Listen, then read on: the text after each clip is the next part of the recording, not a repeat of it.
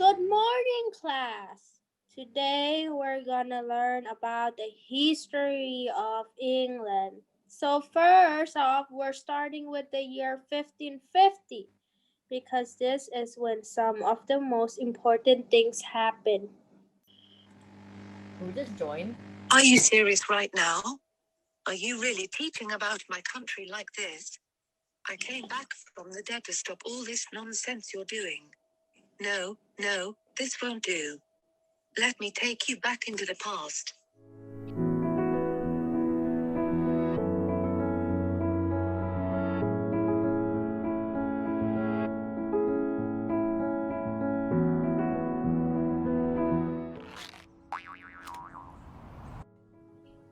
Henry VII was the founder of Tudor monarchy, and he became the king marking the end of Wars of Roses and the beginning of the Tudor monarchy. His father was Edmund Tudor, Earl of Richmond, and his mother was Margaret Beaufort, a legendary woman who did so hard to protect Henry. I can say that without Margaret, there would have been no Henry VII.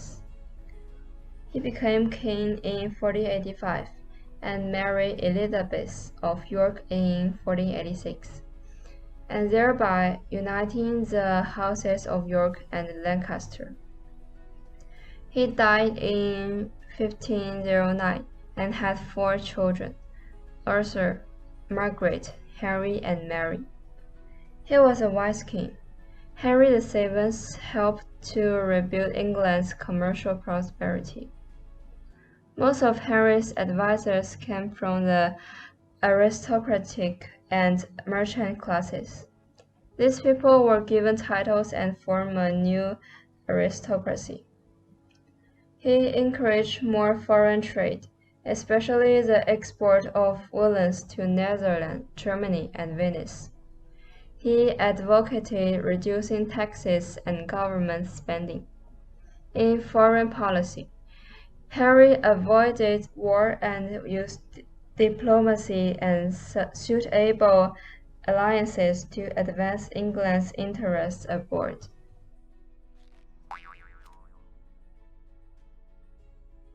Henry VIII was a son of Henry VII and the second Tudor king.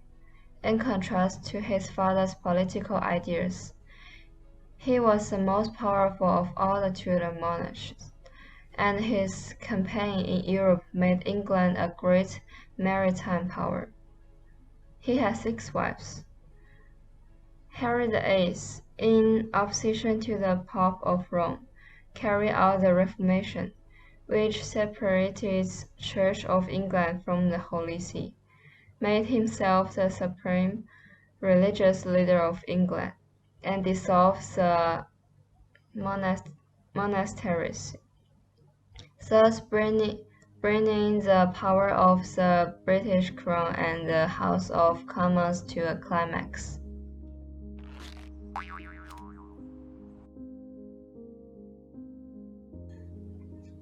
There are 3 reasons that caused the Protestant Reformation.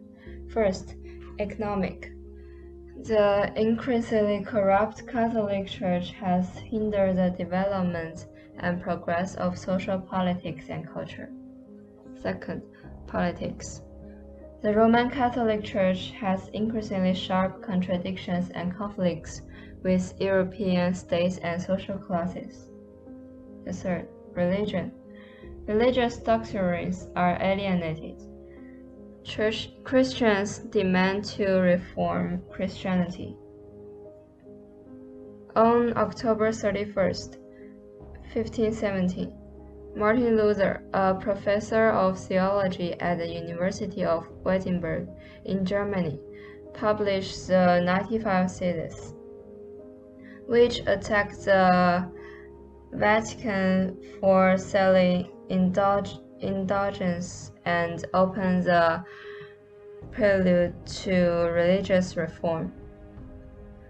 Henry VIII initially opposed Martin Luther and the Protestants. Later, he wanted to divorce from Queen Catherine, but the Pope opposed it.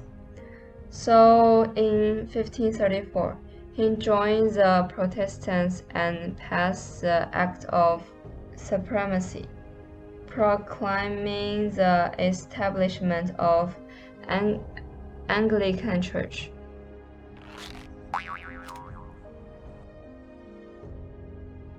The war started in 1585, ransacked 3 cities in the West Indies. Philip II was angered by the execution of Mary.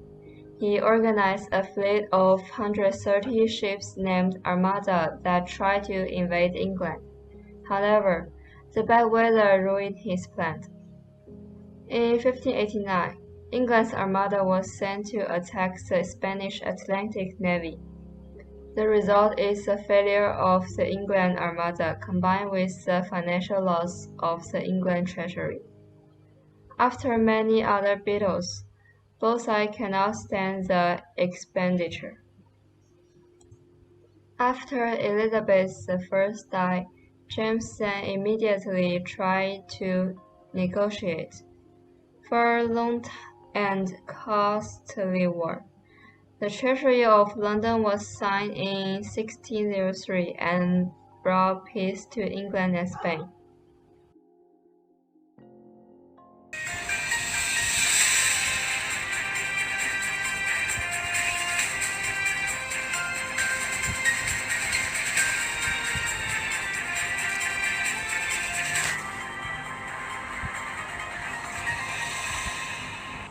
Good morning, everyone, and welcome back to Tuning In with England. Today we have a very special guest who recently became the first Queen of England after the mysterious death of King Henry. Please welcome Mary I. Right, well, thank you for having me. I recently became the first Queen of England, and I was born on February 18, 1516, actually. And I had a lot of support in the beginning. I see that. Until I married Philip II, which angered a bunch of people, which I don't really understand. Probably because he was a Catholic, but I don't see why England should remain a Protestant state. So this is when England has to change into a Catholic state. 300 Protestants. Anyone who opposes me shall face death and be burned. Well, you heard it here. Thank you for joining us today, Mary. Thank you for having me. I hope you had a pleasant time, and see you all next time in Tuning with England. When Mary died, her half-sister Elizabeth I, who was a Protestant, gained the throne to become the new monarch in 1558 when she was only 25. She returned England to its Protestant state and vowed to never get married, because she did not want England to be under the foreign influence of foreign countries. Back then, people didn't believe in women being in authority and thought that it wasn't in a woman's ability to rule a country, and that she may only do so with a man. But Elizabeth knew better and believed that marriage could endanger England and its people. She used her power for the good of England, and it became one of the most prosperous period of England. England was transformed into beauty. Elizabeth was assisted by a council of nobles. The Justice Peace voluntarily participation was the support to England's success. England developed a foreign policy due to the depth the monarchy had came with. During Elizabeth's reign, she balanced the power between European nations. Mary Stuart had become Queen of Scotland after it became a Protestant state, but her presence in England caused controversy as she was accused of plotting against Elizabeth. Elizabeth hesitantly had her executed in 1587. Elizabeth died at the age of 69 in 1603. The Spanish Armada was a 130-ship naval fleet sent by Spain in 1588 as a part of a planned invasion against England. Spain's Invincible Armada set sail, and their goal was to overthrow Queen Elizabeth and the Protestantism in England. King Philip II, who once was married to Mary I, Elizabeth's half-sister, attempted to overthrow Queen Elizabeth. Had been a longing dream which was about to become a reality, but little did he know what was about to strike his direction. They have been arch enemies for about a decade, from 1560 through 1570. Luckily, Queen Elizabeth was warned before the invasion, and Drake launched a surprise raid on the Spanish port of Cadiz. The English fleet and the Spanish Armada met on July 31, 1588 on the coast of Plymouth. The Spanish naval used a tactic called Half Moon, and England was unable to break through it. Unfortunately for the Spanish Armada, a strong wind caused the ships to break off from the battle into the North Sea. Although it was a loss to Spain because of diseases and the weather, it was a triumph victory to England. Hey, Mayday, the ship is sinking. We must not give up. We have come too far. The Spanish Armada is the most great and fortunate navy. We must not give up. We must not lose. England must not become a Protestant state. For King Philip, A! You will be defeated, Spain. The victory is ours. The Elizabeth era came to an end and was the start of King Charles II's reign from 1566 to 1625 and the Gunpowder Plot, which took place on November 5, 1606. It was a failed attempt to blow up the English Parliament to end persecution of the Roman Catholics. The plot was organized by Robert Catesby, who became the leader of this plan. He was born in 1572 through 1605 in Warwickshire, England. This conspiracy took months of planning and sneaking in barrels of gunpowder under the House of the Parliament until the day would come. The people of this scheme hoped to turn England into a Catholic government. Unfortunately for them, though, their plan backfired when Guy Fawkes was caught under the Parliament. He was tortured into revealing the people that took part in this gunpowder plot. That sounded like an explosion. Come on, let's go check it out. Guys, what's going on here? I think Guy Fawkes just got arrested. And look who's over there. Would have been mine if it hadn't been for those meddling kids. Every November 5th, the English celebrate Guy Fawkes Day by burning an effigy of Fawkes. The Great Plague of London took place from 1665 to 1666, which wiped out most of England's population. It was established that at least 68,596 people died from this plague. It was caused by Yersinia pestis, which was carried by mostly rats and other rodents that spread it around throughout London. The plague could be contracted easily, and the poor were in places that were densely crowded, which King Charles II fled London that summer and came back around February. Back then, people didn't really know how to properly protect themselves from the virus. It continued spreading throughout the winter. The virus was even harder to stop because people couldn't bury their families who had died from this plague. This plague, however, died down once the Great Fire of London hit, killing a bunch of people and animals. Effective quarantine only came into place in 1720. Today, we know now that if there's a deadly epidemic going on, we shouldn't be around people who can spread them. お前はもう死んでいる。何? Guys, I think this is it for me. I think I've caught the plague. Continue to social distance and wear your mask.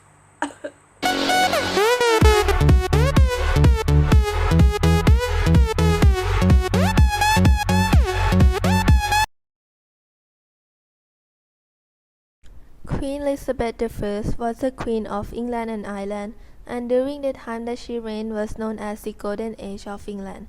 However, she died childless, and the throne was passed to her cousin, King James VI, the King of Scotland at that time. King James was the only son of Mary, Queen of Scots, and her second husband, Lord Darnley.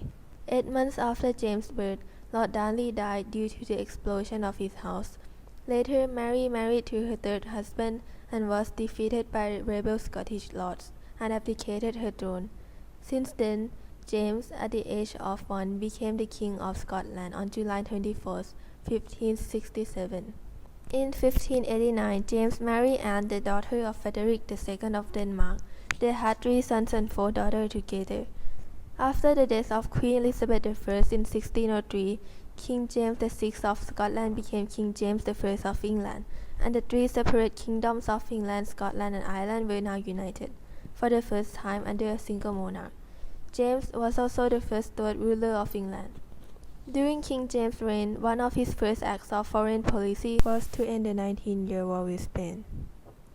The Treaty of London was satisfying to Spain, and they decided not to bring England under their control, and England and Spain were at peace for the next 50 years. In 1605, a group of people who wanted to replace the country's Protestant government with Catholic leadership planned to blow up the king and parliament by hatching barrels of gunpowder in a cellar under Parliament building. However, around midnight of November 4th, 1605, Guy Fawkes, one of the conspirators, was caught in the vault under the Parliament building with 36 barrels of gunpowder.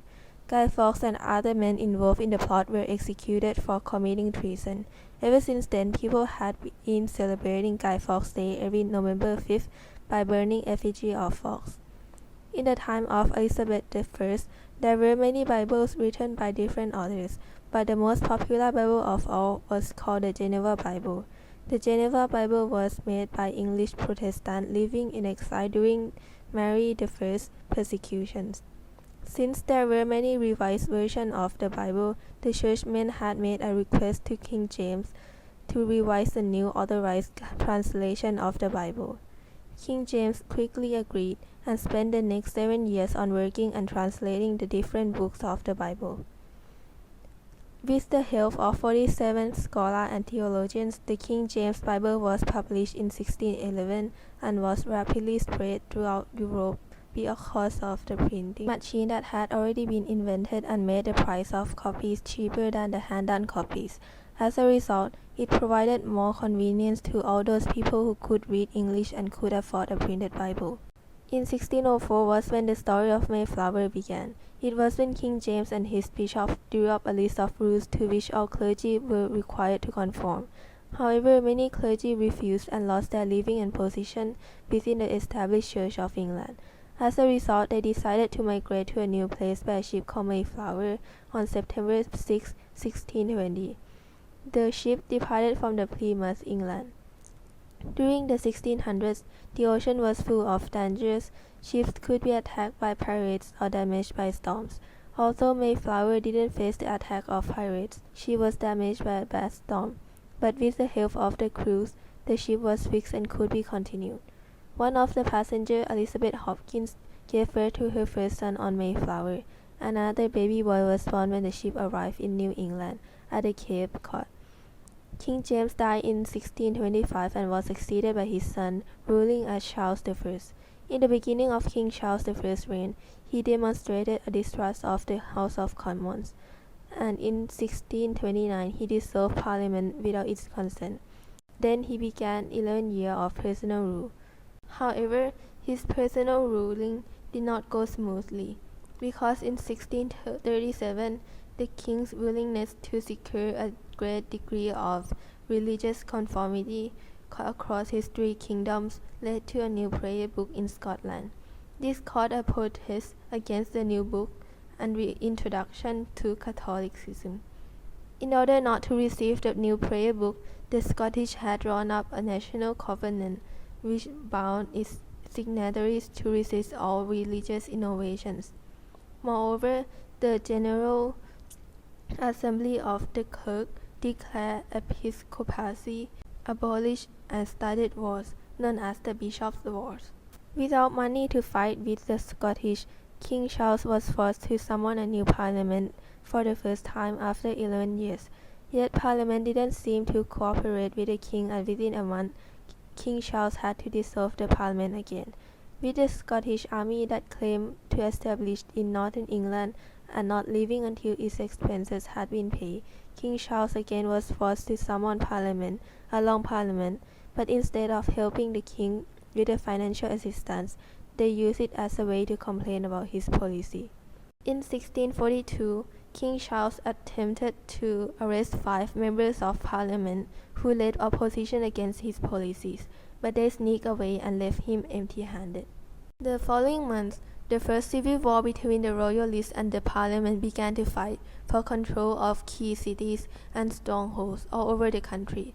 During the Civil War in 1645, Parliament established a new model army in which the soldiers participated full-time, regularly paid, and commanded by the officers.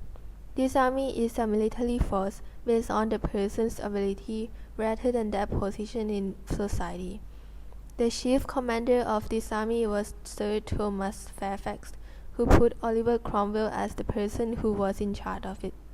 This form of army later became the model in the future British Standing Army. The new model army eventually brought victory for Parliament in the war, winning the Battle of Naseby. This victory caused the end of the First Civil War in 1646.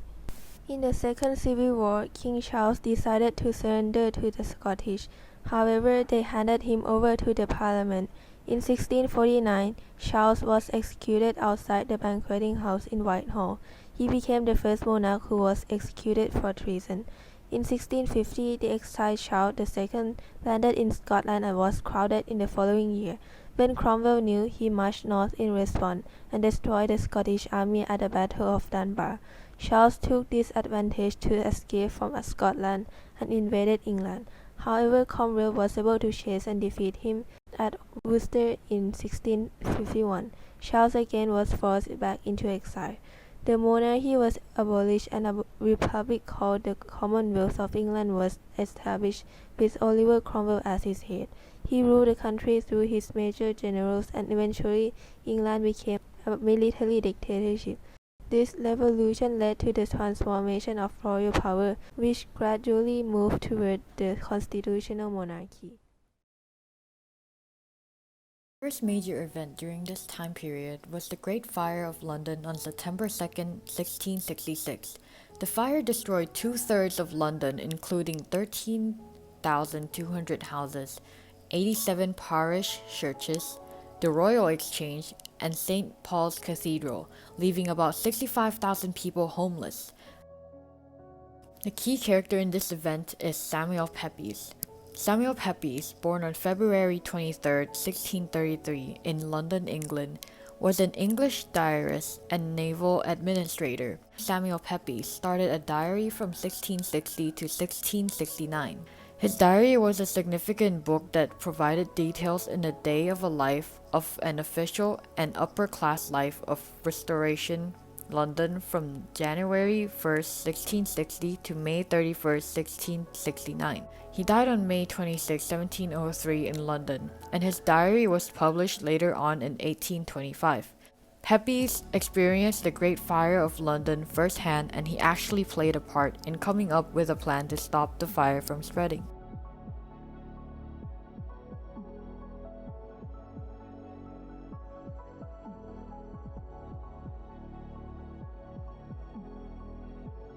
Terribly sorry to have woken you up, but I see a fire happening in the distance. I don't think the fire would reach our place. It should be fine in the morning.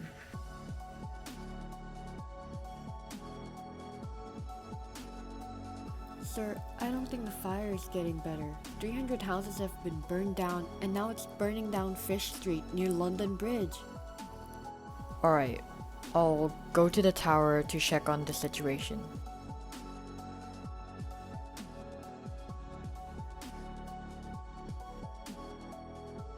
I saw the fire happening this morning in Thomas Farriner's bakery down in Pudding Lane. Ah, finally done for the day.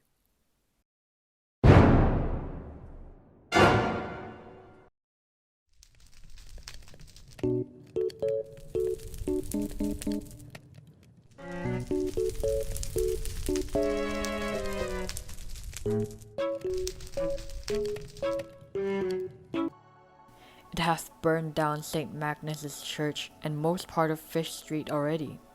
I'm going to get a closer look.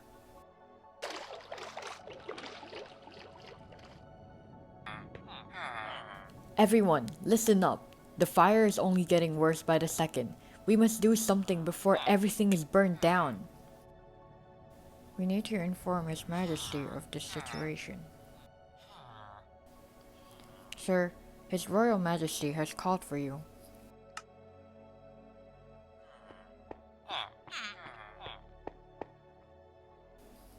I see that the situation is getting really bad.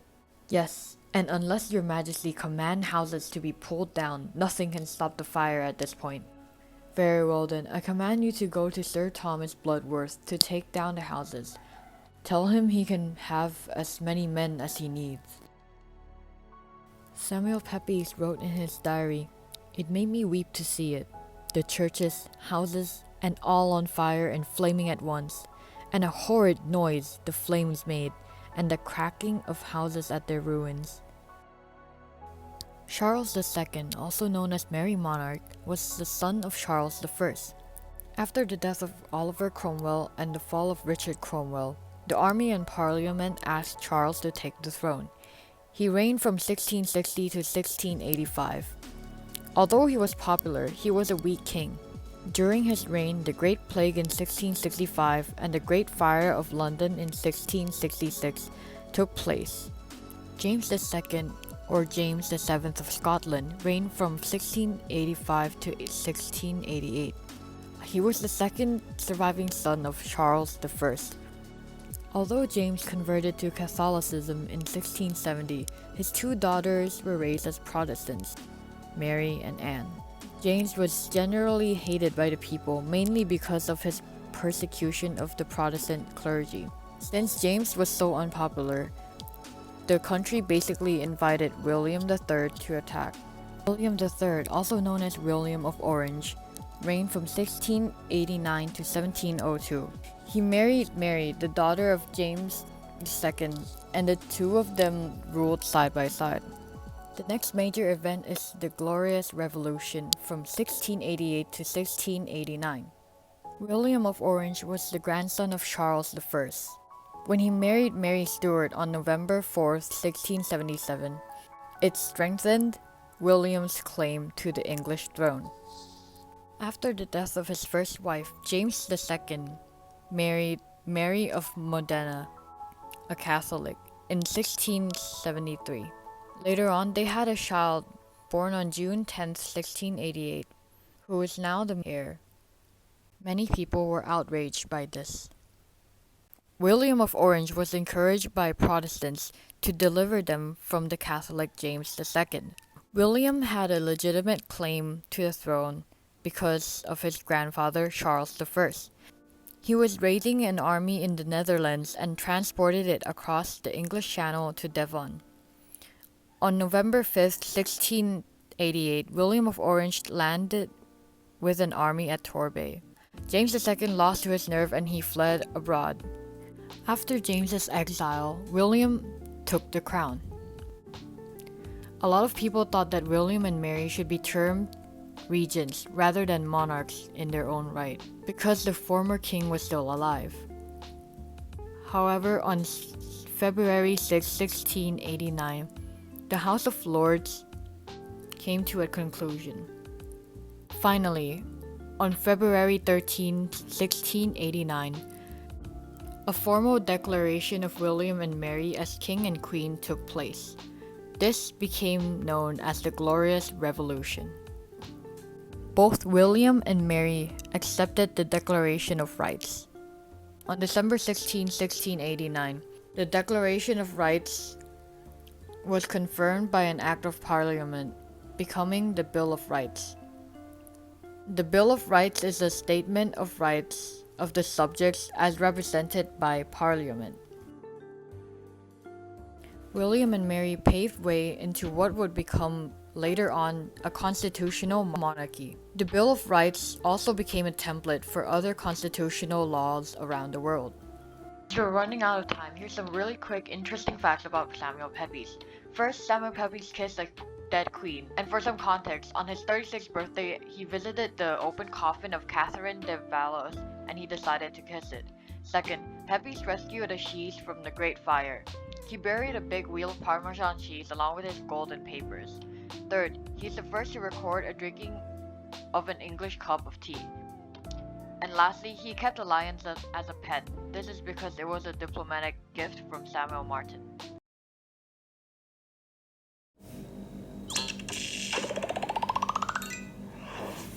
The 1701 of Act of Settlement was to regulate the succession to the throne of Great Britain. So basically only the Protestant descendants that have not married a Catholic can succeed to the English crown, and this is the major reason why the Act of Union was formed. So that means that when King William and Queen Anne died, the descendants of Catholic king would not be able to retake the throne again, but instead the crown would go to the Protestant Sophia electrons of the German states of Hanover and her descendants. The Parliament of Scottish was not happy with the Act of Settlement at all, so in response they formed the Act of Security, which is held in 1704. And because of this, many of the British royal family that married Catholics or converted to Catholicism need to be cancelled. I'm not happy with Act of Settlement at all. I have the right to choose my own successor to Queen Anne. Later on in 1707, under the terms of the Treaty of Union, two parliaments, which are the Scottish and the English parliaments, were united to one and were to be called Great Britain. There were two major effects, and there are different reasons behind why two countries wanted to unite as one. They were two major effects, which the first one is to create a new kingdom called the Kingdom of Great Britain, and the second one is to break down both parliaments and change them with a new parliament of the Kingdom of Great Britain. As I say, there are different reasons behind why two countries wanted to unite as one. So let's listen to the Scottish side first. In my case, the purpose was to recover from the financial problems that caused by the failure of Darren's scheme. In my case was to establish the royal succession along with Protestant lines, rather than the Scottish Act of Security, but as English Act of Settlement. George I, or George Louis, he was the first Hanoverian king of Great Britain and a granddaughter of King James I of England. He was king of Great Britain and Ireland from 1714 to 1727. He is second cousin of Queen Anne, and during the Act of Settlement in 1701, he rose up the British throne as Queen Anne's closest living Protestant relative. Wait, some interesting facts. George I was not the closest relative of Queen Anne, but was considered the closest Protestant one. Queen Anne's closest relatives were Roman Catholic.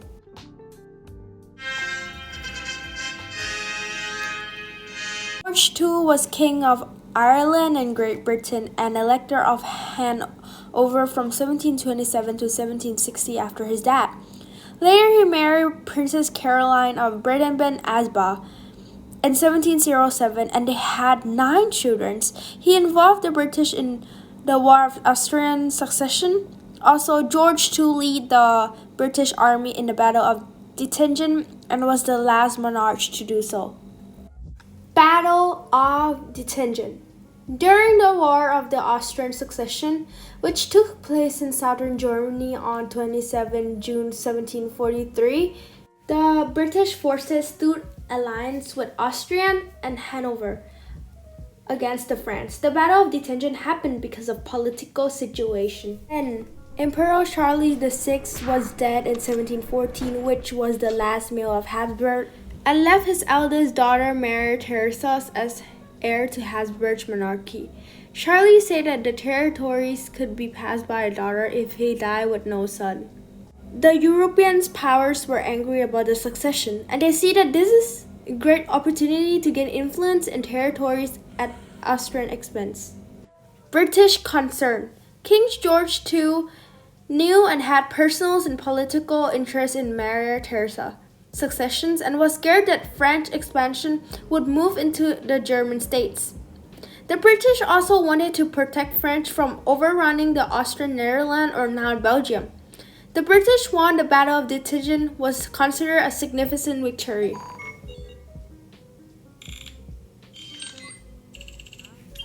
Hi, welcome back to my YouTube channel, and today we'll bring you to England during the 17th to 1750. Wow! At this time, there were some cultural changes because it's like the beginning of the Industrial Revolutions. And then this literally shifted the transformations of the entire world and transforms human society. Now guys, try imagine what would your life would be without any machines working for you. I'll give you 10 seconds to think.